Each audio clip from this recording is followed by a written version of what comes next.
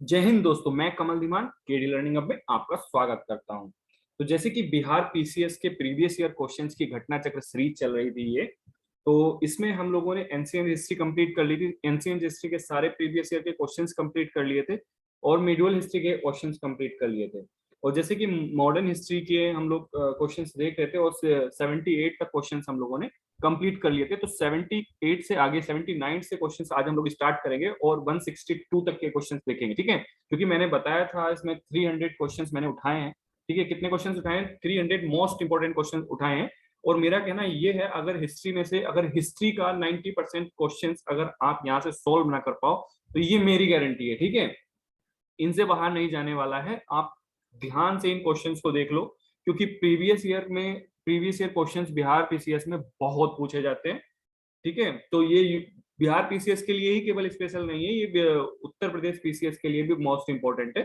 तो जो उत्तर प्रदेश पीसीएस देने वाले हैं वो लोग भी इसको देखें और बहुत ही बेनिफिट करने वाली है, नो डाउट बहुत फायदेमंद होने वाली है, ठीक है। आप इसको जरूर देख के जाएं अगर बिहार पीसीएस देने जा रहे हैं तो, ठीक है। चलिए स्टार्ट करते हैं वक्त जाया ना करते हुए।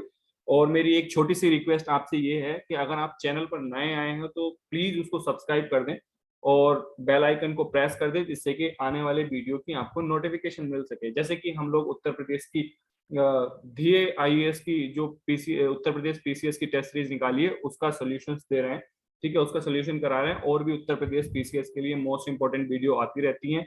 जैसे कि अभी हम लोग स्टार्ट करने जा रहे हैं बिहार पीसीएस के लिए स्पेशल करंट अफेयर बिहार का, ठीक है। वो भी हम लोगों ने स्टार्ट कर दिया है और वीडियो पड़ी हुई है उसमें, चैनल पर जाएंगे प्लेलिस्ट में तो आपको मिल जाएंगी वहां से, ठीक है।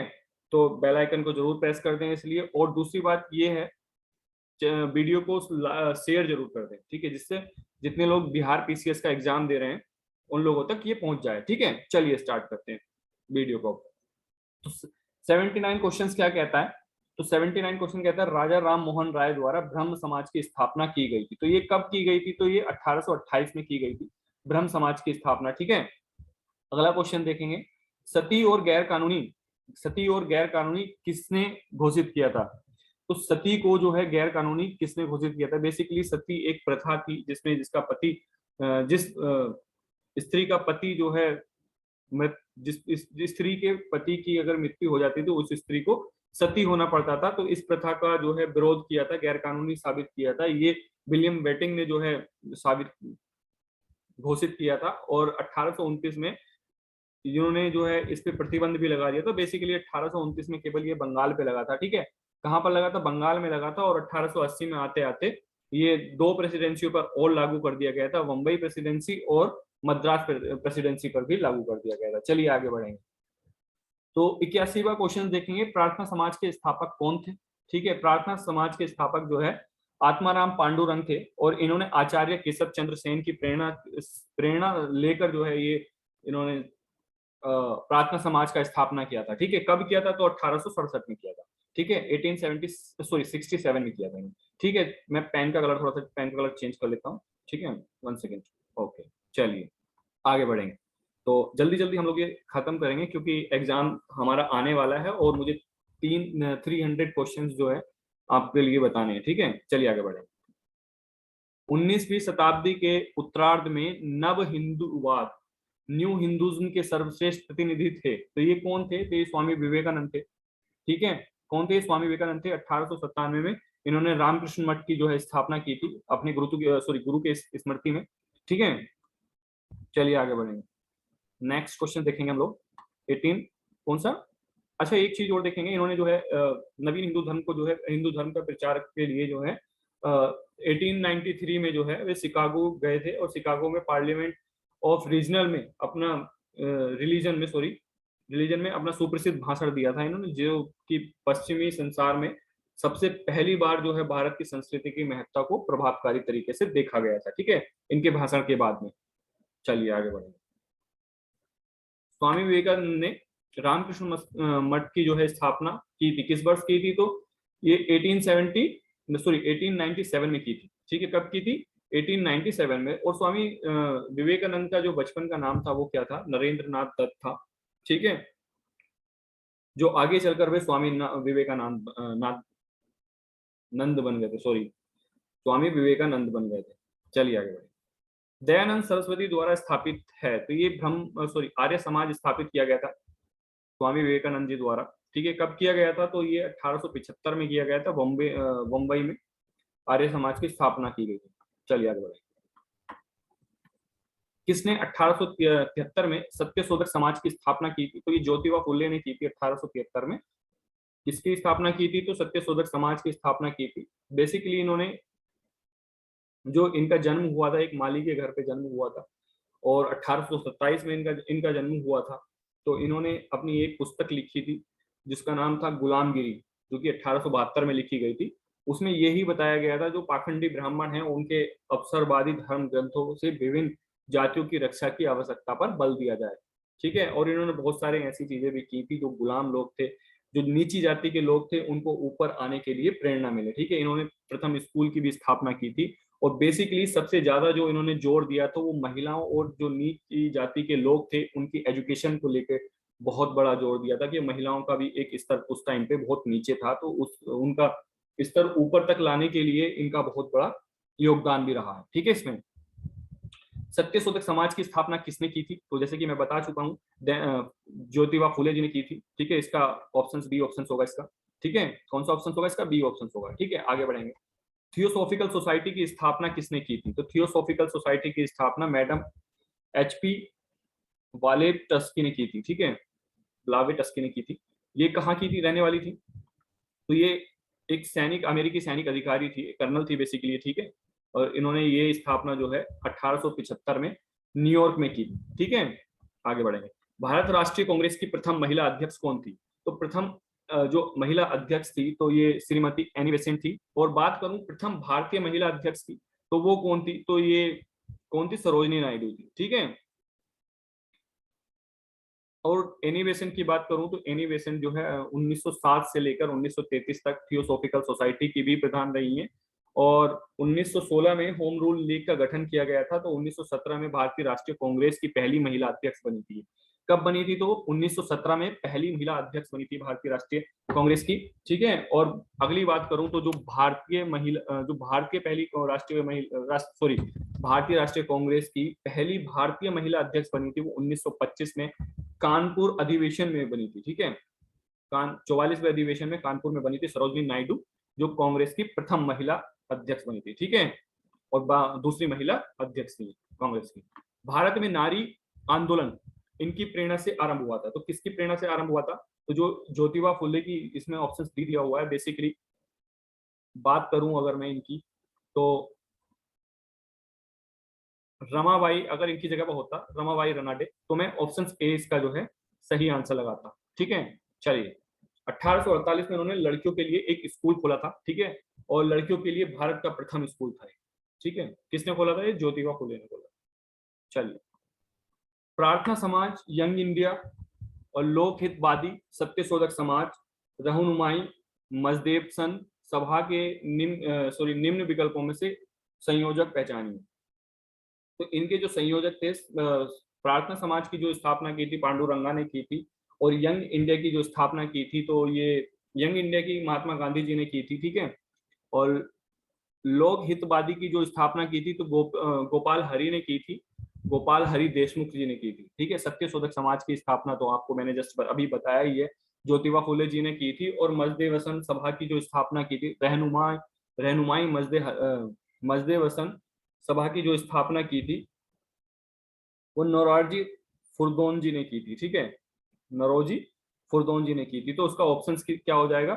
बी ऑप्शन हो जाएगा इसका। ठीक है, बी ऑप्शन बिल्कुल सही ऑप्शन है। आत्माराम पांडुरंग, मोहनदास करमचंद गांधी और गोपाल हरि देशमुख और ज्योतिबा फुले नौरोजी फुरदौन जी, सॉरी। चलिए आगे बढ़ेंगे। नाई धोबी बंद सामाजिक बायकाट। ठीक है, नाई धोबी बंद सामाजिक बायकाट का एक स्वरूप था जो 1919 में हुआ था। तो इसका जो आंसर होगा सही, वो किसानों द्वारा प्रतापगढ़ जिले में चलाया गया था। बेसिकली एक जो कर था उसके लिए चलाया गया था। कर के जो इन्होंने रेट था वो बढ़ा दिया था, उसकी वजह से चलाया गया था। ये कहाँ चलाया गया था? तो ये प्रतापगढ़ जिले में चलाया गया था। तो पंजाब की भूमि हस्तांतरण अधिनियम कब पारित किया गया था? तो ये 1900 में पारित किया गया था। और ये भी जो है कृषि किसानों की भूमि का जो गैर कृषकों को पास हस्तांतरित होता था उसको समाप्त करने के लिए चलाया गया था। बेसिकली जिनकी जो किसानी करते थे उनकी जमीन जो है किसी और के नाम पे होती थी और किसानी कोई और करता था, तो ये हस्तांतरण पर जो था गैर कानूनी था ये, और इसी के लिए इसी समाप्त करने के लिए इन्होंने ये अधिनियम पारित किया था। ठीक है, कब किया था? बेसिकली याद रखेंगे 1900 में किया था। अवध के एक आंदोलन का उद्देश्य क्या था?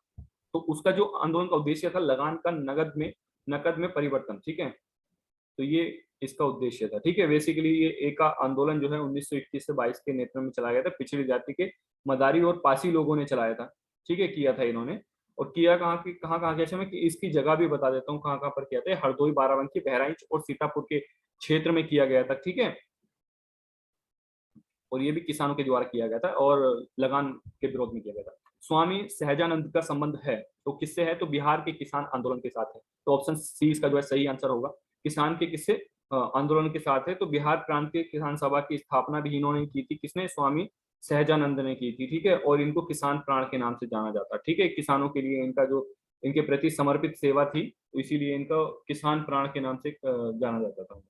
ठीक है, चलिए आगे बढ़ेंगे। 95 क्वेश्चन देखेंगे। क्वेश्चन नंबर 95 देखेंगे। इनमें से कौन बिहार में किसान आंदोलन के साथ जुड़े थे? तो कौन जुड़े थे? तो राजेंद्र प्रसाद जी जुड़ेंगे। तो राजेंद्र प्रसाद जी के बारे में थोड़ा सा जान लेंगे। तो ये सितंबर 1946 में गठित अंतरिम सरकार में खाद्य एवं कृषि मंत्री थे। ठीक है, कब?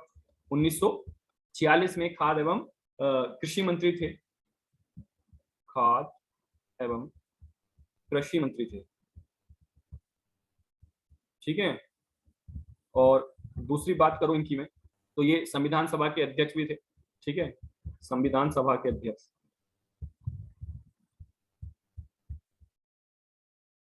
ठीक है, और संविधान लागू होने के बाद ये प्रथम राष्ट्रपति भी बने। ठीक है, क्या बने हैं? प्रथम राष्ट्रपति। ये बिहार के रहने वाले थे। ठीक है, और बिहारी के थे। चलिए आगे बढ़े। सुरक्षा प्रकोष्ठ की नीति संबंधित है तो किस चीज से है? किनसे है? तो वॉरेन हॉस्टिंग से है। सुरक्षा प्रकोष्ठ की बेसिकली इन्होंने क्या किया था? इन्होंने, और एक और बताता हूँ इनका नाम, बेलेजली। बेलेजली इन्होंने क्या किया था? तो जो बफर स्टेट थे, मध्य जो राज्य थे, उनको सुरक्षा प्रदान करने का वो किया था कि बोला कि हम आपको क्या है, सुरक्षा देंगे और आप हमें उसके बदले में पैसे देंगे। ठीक है, हमसे अपनी सुरक्षा की वो करने की बात करी थी इन्होंने। ठीक है, तो इसी चीज के लिए लेके था इन्होंने, बहुत सारी रियासतों को सुरक्षा देने की बात की गई थी, जिसके बदले में वो उनसे पैसे लेते थे। निम्नलिखित में से किसने बंगाल में द्वैत शासन प्रणाली को समाप्त किया था? तो ये किसने किया था? वॉरेन हॉस्टिंग ने किया था। ठीक है, 1772 में कोर्ट ऑफ डायरेक्टर का इन्होंने क्या पूरी तरह से समापन कर दिया था। ठीक है, दोहरे शासन प्रणाली का समाप्त कर दिया था इन्होंने, बोर्ड ऑफ डायरेक्टर का। ठीक है, चलिए आगे बढ़ेंगे। 98 क्वेश्चन देखेंगे। लॉर्ड वेलेजली की सहायक संधि, ठीक है, को स्वीकार करने वाला पहला मराठा सरदार कौन बना था? तो पेशवा बाजीराव सेकेंड बने थे। हुआ क्या था? चलो इसके बारे में थोड़ा सा देख लेते हैं। ठीक है, तो हुआ क्या था? दौलत राव सिंधिया और जसवंत होलकर दोनों पूना में अपना सर्वश्रेष्ठ प्रदर्शन करना चाहते थे, तो बाजीराव द्वितीय सिंधिया के साथ देने वाले थे। तो बाजीराव द्वितीय ने जो है सिंधिया जसवंत के भाई को मार दिया था। ठीक है, भाई की हत्या कर दी थी जसवंत के, और हत्या करने के बाद जसवंत होलकर ने अपनी सेना के साथ में पूरा पूना पर आक्रमण कर दिया और पेशवा व सिंधिया को पूरी तरह से परास्त कर दिया। और बाजीराव द्वितीय जो है भाग निकला वहां से और बसीन में जाके छिप गए। और 31 दिसंबर 1802 में अंग्रेजों की जाके शरण ले ली। यार बसीन की संधि जिसको बोला जाता है, बेसिकली उसको बसीन की संधि बोला जाता है। और पेशवा बाजीराव द्वितीय ने अंग्रेजों के साथ में संरक्षा स्वीकार कर ली। अब ये किसके संरक्षण में थे? अंग्रेजों के संरक्षण में थे। उसके बदले में ये क्या देते थे? अंग्रेजों को पैसे देते थे। ठीक है, चलो आगे बढ़ेंगे। महाराज तो दूसरी बात ये प्रथम सहायक संधि की जो है मराठाओं की तरफ से प्रथम सहायक संधि थी अंग्रेजों के साथ में। महारानी विक्टोरिया को भारत की सम्राज्ञी नियुक्त किया गया था। तो ये कब किया था? 1877 में किया गया था। ठीक है, कब किया गया था? 1877 में किया गया था। और इनको केसरी हिंद की उपाधि भी दी गई थी। चलिए, बम्बई प्रेसिडेंसी एसोसिएशन की स्थापना किसने की थी? तो ये इनमें से तो हाँ ठीक है, तो फिरोज शाह मेहता, केटी टेलन और तैयब जी, तीनों लोगों ने मिलकर की थी। ठीक है, इसमें एक ऑप्शन नहीं दिया है तो मैं ऑप्शन ई पर जाना चाहूंगा इसमें। ठीक है, फिरोज शाह मेहता, केटी टेलन और बदरुद्दीन तैयब जी, इन्होंने 1885 में मुंबई प्रेसिडेंसी एसोसिएशन की स्थापना की थी। ठीक है, आगे बढ़ेंगे। भारत संघ इंडियन एसोसिएशन की स्थापना किसने की थी? तो ये की थी सुरेंद्रनाथ बैनर्जी ने की थी। बेसिकली इसका ऑप्शन डी ऑप्शन आंसर होगा इसका। 26 जुलाई 1876 में की थी। कब की थी? 26 जुलाई 1876 में की थी। और आनंद मोहन बोस के सहयोग से इंडियन एसोसिएशन की कलकत्ता में इन्होंने स्थापना की थी। चलिए आगे बढ़ेंगे। राष्ट्रीय कांग्रेस से पूर्व सबसे प्रमुख संस्था थी? तो D Indian association Calcutta of Calcutta. इसका आंसर क्या होगा? डी होगा। चलिए क्वेश्चन नंबर 103 देखेंगे। 103 सुरेंद्रनाथ बनर्जी को किस भारतीय सिविल सर्विसेज से हटाया गया था? तो इनको जो है 1874 में हटा दिया गया था। बेसिकली इनकी छोटी सी एक गलती थी, उसकी वजह से इनको जबरदस्ती वहां से उनके पद से ये असिस्टेंट मजिस्ट्रेट थे कहाँ पर? बांग्लादेश में। उसकी वजह वहां से इनको हटा दिया गया था। ठीक है, पद से हटा दिया गया था 1874 में। और ये एक दूसरी बात याद रखेंगे, सुरेंद्रनाथ बनर्जी जो द्वितीय भारतीय थे जिन्होंने आईसीएस परीक्षा क्वालिफाई की। Indian civil services. राजनीतिक सुधारों को लेकर विरोध करने वाले पहले भारतीय कौन थे? तो ये राजा राम मोहन राय जी थे। ठीक है, राजनीतिक विरोधों को क्या करने वाले? राजनीतिक सुधारों को लेकर विरोध करने वाले। मद्रास महाजन सभा की स्थापना की गई थी। तो ये कब की गई थी? 1884 में की गई थी। कब की गई थी? 1884 में की गई थी। ठीक है, और चलिए ठीक। भारतीय राष्ट्रीय कांग्रेस के प्रथम अधिवेशन में कितने प्रतिनिधियों ने भाग लिया था? तो 72 प्रतिनिधियों ने भाग लिया था बेसिकली। ठीक है, और 1885 में एयू ह्यूम द्वारा जो है की गई थी स्थापना इसकी भारतीय राष्ट्रीय कांग्रेस की। और पहला अधिवेशन मुंबई में हुआ था। ठीक है, 28 दिसंबर 1885 को गोकुल दास तेजपाल संस्कृत विद्यालय में किया गया था। ठीक है, और इसके जो अध्यक्षता की थी इन्होंने व्योमेश चंद्र बनर्जी ने की थी, डब्ल्यू सी बनर्जी जिनको बोलते हैं। ठीक है, और इसके प्रथम महासचिव बने थे एओ ह्यूम बने थे। ठीक है, आगे बढ़ेंगे। भारतीय राष्ट्रीय कांग्रेस की स्थापना की गई थी, जस्ट अभी बताया मैंने, 1885 में की गई थी। ठीक है, जिसकी अध्यक्षता किसने की थी? व्योमेश चंद्र चटर्जी ने की थी, सॉरी बनर्जी ने की थी। और कहां पर की थी? मुंबई में की थी। चलिए, भारतीय राष्ट्रीय कांग्रेस की स्थापना किसने की थी? तो ऑप्शन ए होगा इसका सही आंसर। और इनका एओ ह्यूम का जो पूरा नाम था वो क्या था? Allan Octavian Hume. ठीक है, पूछ लेता है कभी एग्जाम में इनका पूरा नाम क्या था, तो याद रखेंगे इसको भी। भारतीय राष्ट्रीय कांग्रेस की स्थापक कौन थे? अभी जस्ट मैंने ऊपर भी बताया, एओ ह्यूम थे। ठीक है, आगे बढ़ेंगे। भारतीय राष्ट्रीय कांग्रेस के संस्थापक थे एक असैनिक सेवक थे, वैज्ञानिक थे, समाज कार्यकर्ता थे और मिलिट्री कमांडर थे। तो असैनिक सेवक थे। ठीक है, ये असिस्टेंट मजिस्ट्रेट थे। ठीक है, भारतीय राष्ट्रीय कांग्रेस का प्रथम अधिवेशन कहाँ हुआ था? तो ये मुंबई में हुआ था। ठीक है, और इसकी अध्यक्षता किसने की थी? व्योमेश चंद्र बनर्जी ने, डब्ल्यू सी बनर्जी ने की थी। ठीक है, और इसमें इन्होंने 72 प्रतिनिधियों ने भाग लिया था जिसमें की। और कौन से इंटर कॉलेज में हुई थी ये आप कमेंट बॉक्स में बताएंगे, जस्ट मैंने पीछे वाले क्वेश्चन में बताया है। ठीक है, चलिए क्वेश्चन नंबर देखेंगे 12। भारतीय राष्ट्रीय कांग्रेस के दूसरे अधिवेशन की अध्यक्षता किसने की थी? तो दादाभाई नौरोजी ने की थी। और ये कलकत्ता में अधिवेशन हुआ था। ठीक है, इंडियन एसोसिएशन तथा भारतीय राष्ट्रीय कांग्रेस का विलय हुआ था बेसिकली इसमें। ठीक है, और लाहौर अधिवेशन तथा इन्होंने जो दादाभाई नौरोजी ने लाहौर में जो 1893 में अधिवेशन हुआ था उसकी भी अध्यक्षता की थी। और 1906 में कोलकाता अधिवेशन की भी अध्यक्षता इन्होंने ही की थी। ठीक है, महात्मा गांधी ने भारतीय राष्ट्रीय कांग्रेस की अध्यक्षता एक ही बार की है और वो की थी 1924 में। ठीक है, 1924 में की थी। कहां पर की थी? तो बेलगांव में की थी। ठीक है, चलिए इंडियन नेशनल कांग्रेस की प्रथम भारतीय महिला अध्यक्ष कौन थी? तो मैं बता दूं, भारतीय अध्यक्ष पूछा है इसमें। ठीक है, जैसे कि मैं पहले भी बता चुका हूं, तो अगर पहली महिला अध्यक्ष पूछा जाता तो श्रीमती एनी बेसेंट का नाम लिया जाता। और अगर बात की है भारतीय महिला अध्यक्ष की, तो ये सरोजनी नायडू ने की थी, 1925 में की थी कानपुर में। ठीक है, कौन सी? 40वीं अधिवेशन में किए थे, 40वीं अधिवेशन में की थी। भारतीय राष्ट्रीय कांग्रेस का 27वां अधिवेशन किस स्थान पर हुआ था? तो ये बांकीपुर में हुआ था। और इसकी अध्यक्षता कब किसने की थी? बांकीपुर बिहार में पड़ता है बेसिकली। ठीक है, और आर.एन. मधोलकर ने की थी इसकी अध्यक्षता। पुस्तक poverty and un British rule in India किसने लिखी थी? तो ये दादाभाई नौरोजी ने लिखी है। ठीक है, poverty and un British rule in India.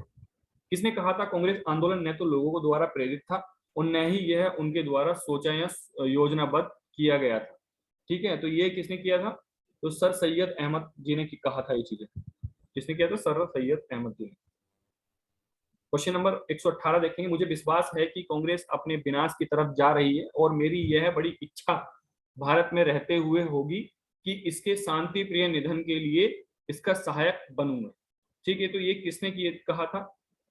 तो ये कहा था लॉर्ड कर्जन ने, ठीक है। किसने कहा था? लॉर्ड कर्जन ने कहा था ये 1900 में, ठीक है। मुझे ये बातें कही थी, और इन्होंने एक चीज और कही थी 1903 में कही थी, जो मद्रास के गवर्नर थे।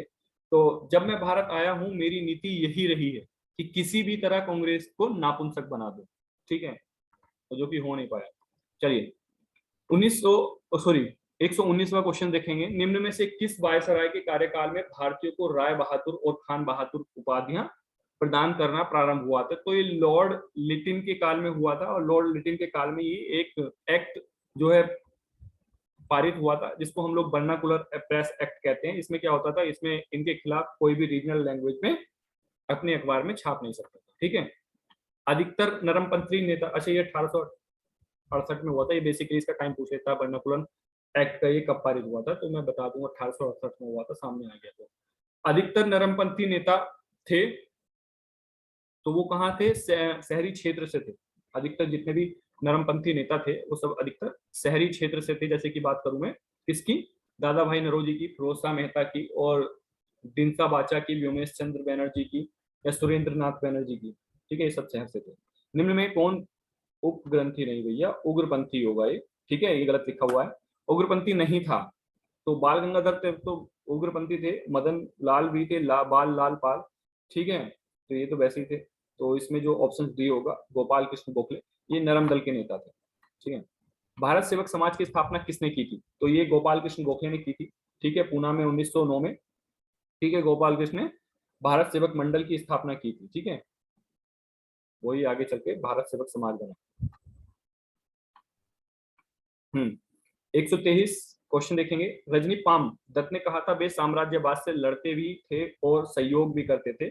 उन्होंने किस राजनीतिक गठबंधन के बारे में कहा था? तो ये भारतीय राष्ट्रीय कांग्रेस के बारे में कहा था कि वो लोग एक साथ बैठ के बैठक भी करते हैं, एक चीज पे वार्ता भी करते हैं, और उनके अगेंस्ट भी जाते हैं। बेसिकली इनके कहने का मतलब ये था।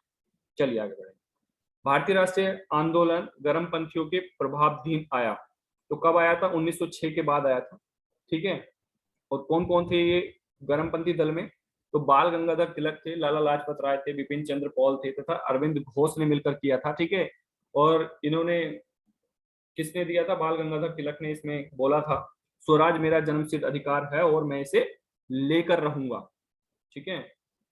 बाल गंगाधर तिलक लोकमान्य तिलक के नाम से जाने लगे। तो ये कब जाने लगे? तो बाल गंगाधर तिलक को जो है पुणे में असिस्टेंट कलेक्टर रैंड की हत्या के मामले में पकड़ा गया था, और ये 18 माह की सजा काट के आए थे, ठीक है। और सजा काटने के बाद जब ये जेल से बाहर आए तो ये एक हीरो की तरह मतलब इनकी छवि आई थी, नेशनल हीरो की तरह। तो जिस हीरो को नायक कहा जाता है, तो इनको फिर वहीं से नाम इनको पड़ा था लोकमान्य, ठीक है, की उपाधि जो है उनको वहीं से प्राप्त हुई। निम्नलिखित में से कौन सा नेता कांग्रेस के गरम दल से संबंधित था? तो ये अरविंद घोष जी जो है किस दल से थे? तो ये गरम देता थे, बाल वाल पाल, और ये अरविंद घोष, ठीक है। चलिए आगे बढ़े। 127वां क्वेश्चन देख लेंगे। नेशनल काउंसिल ऑफ एजुकेशन की स्थापना कब हुई थी? तो ऑप्शन डी इसका सही आंसर होगा। 15 अगस्त 1906 में हुई थी, ठीक है। 15 अगस्त 1906 को सदगुरु दास बैनर्जी द्वारा राष्ट्रीय शिक्षा परिषद की स्थापना की गई। राष्ट्रीय आंदोलन में निम्न में से किसका नरम दलीय के तौर पर नहीं जाना जाता है? तो नरम दलीय के तौर पर किसको नहीं जाना जाता? बाल गंगाधर तिलक को नहीं जाना जाता, जैसे कि मैं बता चुका हूं, बाल बाल पाल और गोपाल कृष्ण, सॉरी अरविंद घोष, उनको गरम दल का नेता माना जाता है। हाँ, कांग्रेस के नरम दल के नेताओं की आंदोलन की पद्धति थी, तो क्या थी? राजा वामबद्ध आंदोलन। बेसिकली इसको क्या बोलते हैं? कॉन्स्टिट्यूशनल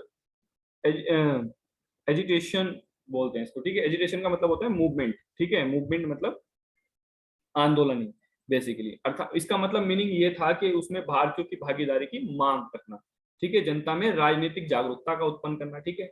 इट मीन्स ये था कि जो प्रशासन में जो भारत पे प्रशासन था, उस प्रशासन में भारतीयों की भागीदारी होना, और जो भारत की जनता है उनमें राजनीतिक की जागरूकता बढ़ाना था, बेसिकली ये चीज थी।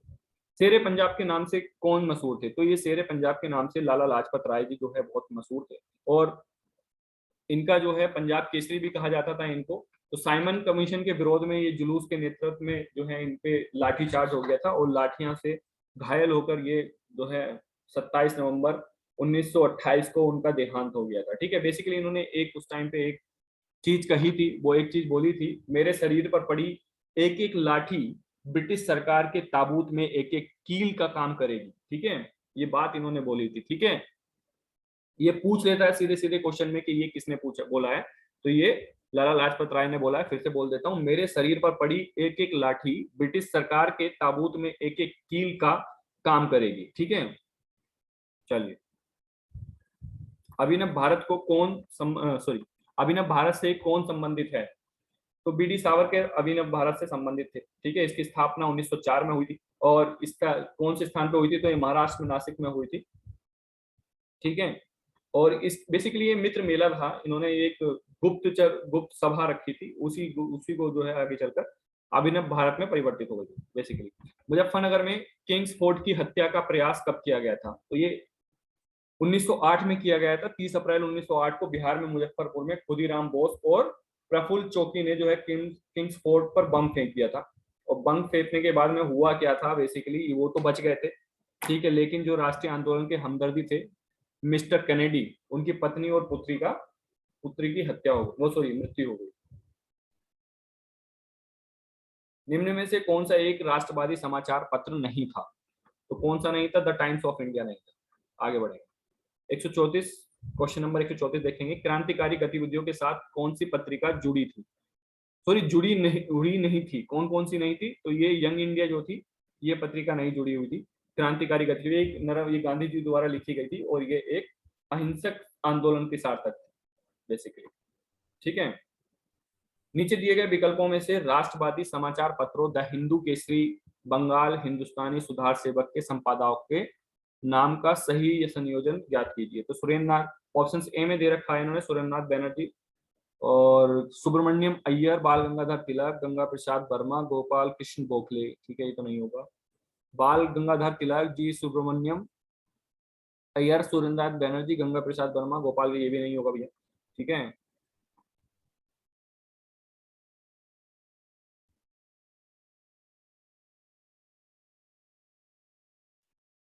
तो इसमें ऑप्शन सी भी नहीं होगा, और जी, हाँ, जी सुब्रमण्यम अय्यर, बाल गंगाधर तिलक, सुरेंद्र नाथ बैनर्जी, गंगा प्रसाद, गोपाल कृष्ण गोखले, बिल्कुल सही आंसर डी होगा इसमें। ठीक है, द हिंदू की जो रचना संपादक थे वो सुब्रमण्यम जी थे, सुब्रमण्यम अय्यर जी, और केसरी के कौन थे? बाल गंगाधर तिलक थे, बंगाली के सुरेंद्र नाथ बैनर्जी थे, और हिंदुस्तानी के गंगा प्रसाद वर्मा थे, सुधारक के गोपाल कृष्ण गोखले थे। तो ऑप्शन सी डी इसका सही आंसर होगा। स्वराज मेरा जन्मसिद्ध अधिकार है, मैं इसे पाकर रहूंगा, किसने कहा था? तो ये बाल गंगाधर तिलक ने कहा था। ठीक है, जैसे कि मैं पीछे बता चुका हूँ। कहां पर कहा था? तो ये लखनऊ राष्ट्रीय कांग्रेस अधिवेशन के लखनऊ अधिवेशन में 1916 में इन्होंने कहा था। ठीक है, चलिए, हिस्ट्री का पूरा निचोड़ है ये, मॉडर्न हिस्ट्री का। ठीक है, इससे बाहर कहीं नहीं जाने वाला। इन क्वेश्चन के अंदर मैं सारी चीजें बता दे रहा हूँ। ठीक है, जो छोटे मोटे फैक्ट हैं वो भी क्लियर कर दे रहा हूँ। तो अगर आप इसे देख लेंगे तो मुझे नहीं लगता कि हिस्ट्री इससे बाहर जाने वाली है। कुछ क्वेश्चन भले ही एक दो क्वेश्चन बाहर चला जाए, लेकिन मोस्टली मैं 90% की गारंटी देता हूँ, 90% क्वेश्चन यहाँ से बाहर नहीं जाएंगे बिल्कुल भी। तो इसे ध्यान से देखिए। ठीक है, स्वराज मेरा जन्मसिद्ध अधिकार है और मैं इसे लेकर रहूंगा, किसने कहा था? जैसे कि मैंने अभी जस्ट बताया था, तो बाल गंगाधर तिलक ने कहा था। ऑप्शन सी इसका सही आंसर होगा। भारतीय क्रांति की जननी किसे कहा गया है? तो ये मैडम भीकाजी रुस्तमी कामा को कहा गया है। ठीक है, ये बेसिकली क्या थी? ये दादा भाई नौरोजी की क्या थी? सचिव थी, निजी सचिव थी। ठीक है, और 1907 में जर्मनी में इन्होंने, जर्मनी के स्टुटगार्ट में जो है आयोजित अंतरराष्ट्रीय सोशलिस्ट सम्मेलन में भारतीय स्वाधीनता का झंडा प्रथम बार फहराया था, सर्वप्रथम जो इन्होंने फहराया था। इसीलिए इनको क्या कहा जाता है? मदर ऑफ इंडियन रेवोल्यूशनरी कहा जाता है। ठीक है, मैडम कामा ने 1907 में प्रथम तिरंगा ध्वज कहाँ फहराया था? तो ये स्टुटगार्ट में, ये कहाँ पर है? जर्मनी में। चलिए, लंदन में इंडियन हाउस के संस्थापक कौन थे? तो श्यामा जी कृष्ण वर्मा थे। ठीक है, आगे बढ़े। बंगभंग के बाद कौन सा आंदोलन शुरू हुआ था? तो बंगभंग के बाद में स्वदेशी आंदोलन शुरू हुआ था। बेसिकली मैं थोड़ा सा बता दूं इसके बारे में, तो 20 जुलाई 1905 में बंगाल विभाजन के निर्णय की घोषणा की गई थी, और 7 अगस्त 1905 को कलकत्ता के टाउन हॉल में एक ऐतिहासिक बैठक हुई थी, जिसमें स्वदेशी आंदोलन की विस्तृत घोषणा की गई थी। ठीक है, तो उसी से लेकर विभिन्न क्षेत्रों में अलग अलग जो है आंदोलन होने शुरू हुए, एकजुट होकर जो है इन्होंने बंगभंग विरोधी आंदोलन शुरू कर दिया था। ठीक है, 16 अक्टूबर 1905 में बंगाल विभाजन का प्रभावी हो गया। और लॉर्ड कर्जन द्वारा 1905 में किया गया बंगाल विभाजन किस वर्ष रद्द हुआ था? तो बेसिकली 1911 में रद्द हुआ था, कब हुआ था, जब जो है 1911 में ब्रिटिश सम्राट जो है जॉर्ज पंचम और महारानी मैरी जो है भारत में आई थी, दिल्ली में बेसिकली आई थी ये। और उसी समय जो है कलकत्ता से हटके जो है दिल्ली को राजधानी बना दिया था। और 12 दिसंबर 1911 को, कब, 12 दिसंबर 1911 को जो है इन्होंने फिर से जो है उसको रद्द कर दिया था, बंगाल विभाजन को। ठीक है, चलिए आगे। 1943 में दिल्ली कांग्रेस ने स्वराज प्रस्ताव वर्ष 1905 में पारित कर दिया। प्रस्ताव का उद्देश्य क्या था, सॉरी, कांग्रेस ने स्वराज प्रस्ताव वर्ष 1905 में पारित किया और प्रस्ताव का उद्देश्य क्या था, तो उद्देश्य ये था स्वशासन सुनिश्चित करना। ठीक है, 1906 में कोलकाता अधिवेशन में जो है प्रस्तावित पारित कर दिया गया था ये।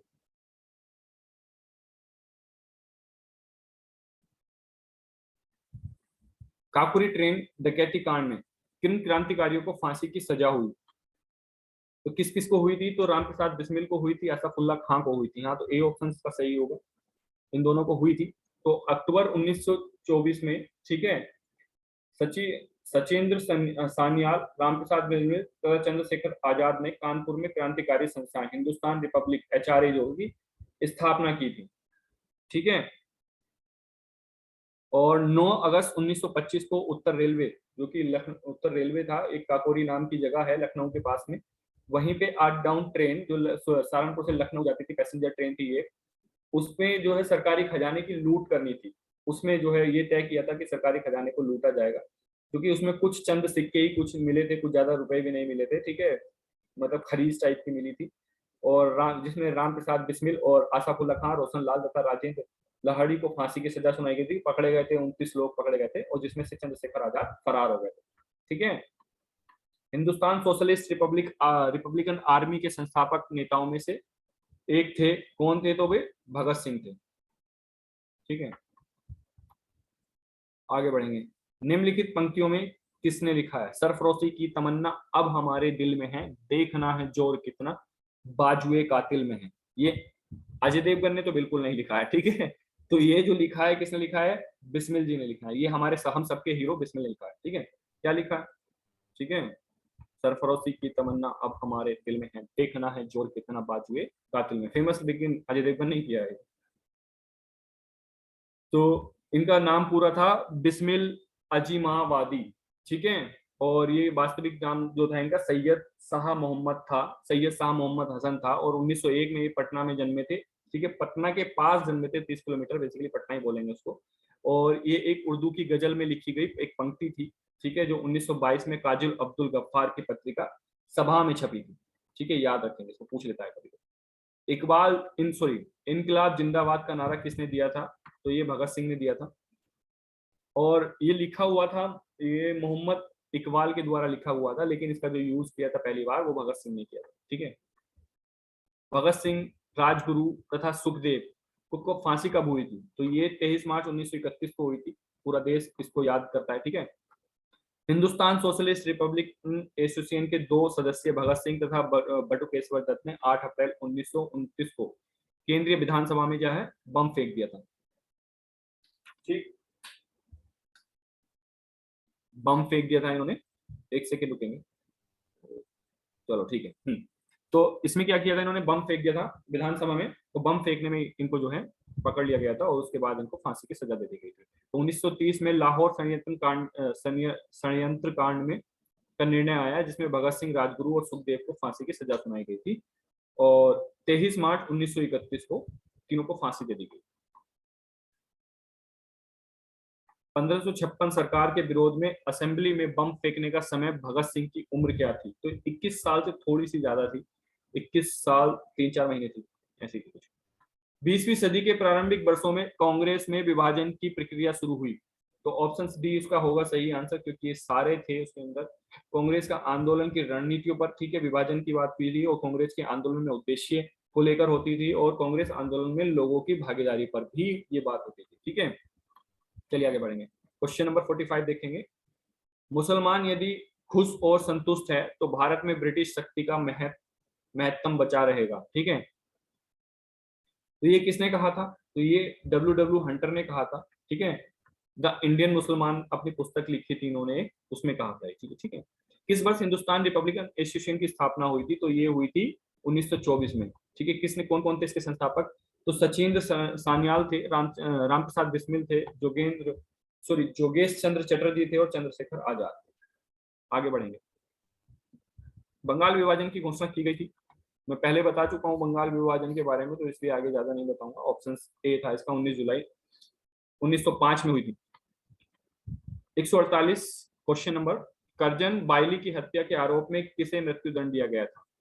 तो मदन लाल धिंगरा को दिया गया था। 1 जुलाई 1909 में लंदन में मदन लाल धिंगरा ने गोली मारकर इनकी हत्या कर दी थी।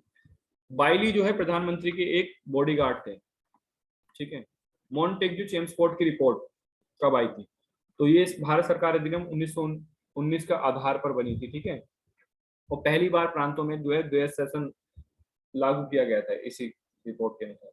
न्यू लैंप फॉर ओल्ड, ठीक है, लेक श्रृंखला 1893-94 में सर्वहारा वर्ग के साथ संपर्क में बाहर होने के लिए कांग्रेस की आलोचना की गई थी। तो ये किसने की थी? अरविंद घोष ने की थी। ठीक है, काकोरी ट्रेन कांड, डकैती कांड में किन क्रांतिकारियों को फांसी की सजा दी गई थी? तो किसको दी गई थी? तो राम प्रसाद बिस्मिल और आसाफुल्ला खां को दी गई। चलिए, इसमें चंद्रशेखर आजाद फरार हो गए। ठीक है, हिंदुस्तान सोशलिस्ट रिपब्लिकन आर्मी के संस्थापक नेताओं में एक थे, ये मैं पीछे करवा चुका हूँ। ठीक है, ये दोबारा आगे फिर से क्वेश्चन नंबर 57 देखेंगे। अनुशीलन समिति थी, ठीक है, वो क्या थी? एक क्रांतिकारी संगठन था। क्या थी? क्रांतिकारी संगठन था, जो बंगाल में बहुत सारी समितियां चल रही थी। ठीक है, उनमें से एक थी। चिटगांव शस्त्र छापामारी की योजना बनाई गई थी, तो ये सूर्य सेन ने बनाई थी। इसको बेसिकली मास्टर दा बोलते थे। ठीक है, आगे बढ़ेंगे। निष्क्रिय विरोध के सिद्धांत का प्रतिपादन किसने किया था? तो ये किया था अरविंद घोष ने। ठीक है, बेसिकली इन पुस्तक वंदे मातरम में ये लिखा था। इसका मतलब ये था कि मतलब जब तक हमें अपना मतलब चीजें ना मिले तो तब तक विरोध प्रदर्शन करते रहना चाहिए। जब तक अंग्रेज ऐसा नहीं करते तब तक उनके विरुद्ध प्रदर्शन करते रहना चाहिए, ऐसा कुछ इसका मतलब है। ठीक है, आगे बढ़ेंगे। गदर पार्टी की स्थापना कब हुई थी? तो 1913 में हुई थी। ठीक है, तो गदर क्रांति छिड़ने का सबसे महत्वपूर्ण कारण क्या था? तो प्रथम विश्व युद्ध का शुरू होना ये है, ऑप्शन सी, महायुद्ध। ठीक है, प्रथम विश्व युद्ध का शुरू होना जो है इसका बहुत बड़ा कारण। किसने कहा था स्वराज मेरा जन्मसिद्ध अधिकार है और मैं इसे लेकर रहूंगा? तो ये किसने कहा था? बाल गंगाधर तिलक ने कहा था। ठीक है, कब कहा था? 1906 में। 1900 सॉरी, ये कौन से दल के नेता थे? तो ये बाल पाल गरम दल के नेता थे और अरविंद घोष। ठीक है, लाला लाजपत राय, बाल गंगाधर तिलक, बिपिन चंद्र पाल, अरविंद घोष, ये गरम दल के नेता थे। और ठीक है, तिलक ने ये कहा था स्वराज मेरा जन्मसिद्ध अधिकार है और मैं इसे लेकर रहूंगा। तो 162 क्वेश्चंस आज कंप्लीट करते हैं। ठीक है, बाकी की क्वेश्चंस नेक्स्ट वीडियो में देंगे। ठीक है, और इस सीरीज को पूरी देखते रहें आप। बिहार पीसीएस से पहले ये कंप्लीट करेंगे और इसके बाद में हम पॉलिटी के एक साथ एक ही वीडियो में सारे क्वेश्चंस लेके आएंगे। ठीक है, तो वीडियो अगर अच्छी लगी हो तो उसको लाइक कर देंगे और शेयर करना बिल्कुल नहीं भूलेंगे। और वीडियो पहली बार चैनल पर हम आए हैं तो उसको सब्सक्राइब और बेल आइकन को टैप करके ही जाएंगे। ठीक है, थैंक यू सो मच।